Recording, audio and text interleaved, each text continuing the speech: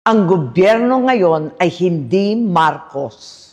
Ang gobyerno ngayon ay Romualdez at Araneta.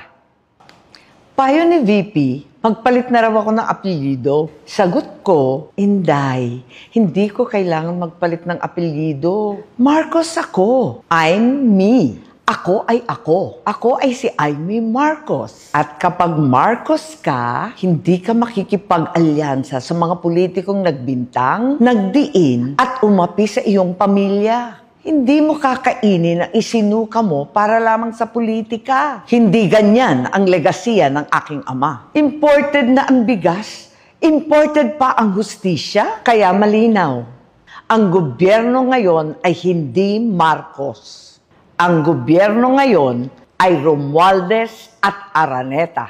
Kaya tandaan, ako ay ako. I'm me. I'm me isip, I'm me salita, I'm me gawa. Number 39 sa balota, Aimee Marcos.